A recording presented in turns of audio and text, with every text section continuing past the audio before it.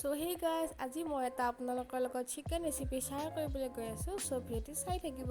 এতিয়া মই লৈছোঁ বিলাহী, আলু, নৰসিংহৰ পাত আৰু পিঁয়াজ।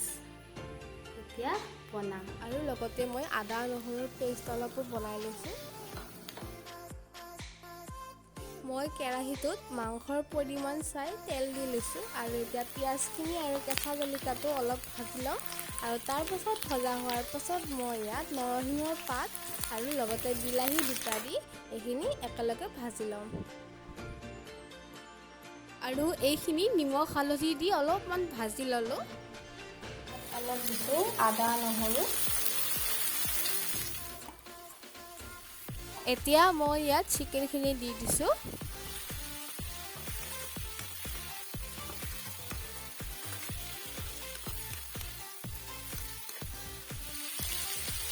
ইয়াত অলপ হালধি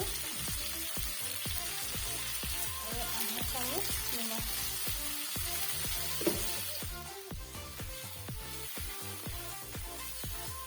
আৰু এতিয়া এইখিনি অলপমান ভালদৰে লাৰি উঠি মই 15 মিনিটমান সময়ৰ কাৰণে ঢাকনি এখন দি থৈ দিম।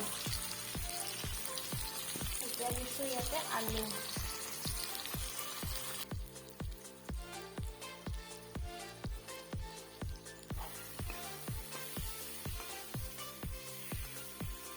এতিয়া মই ইয়াত ৰৈ যোৱা আদা নহৰু পেষ্টখিনিও দি দিম একেলগে আৰু লগতে জিৰা জালুক দিম।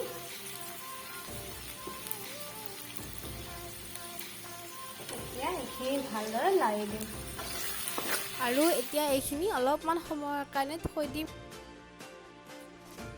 এতিয়া আকৌ মাংসখিনি অলপমান পানী দি দি লাৰি থাকিম মাংসখিনি। ইয়াত আধা চামুচতকৈ কম গৰম মছলা দিম আৰু অলপমান ৰেড চিলি দিম আৰু ইয়াত মোৰ এতিয়া চিকেন হৈ গ'ল।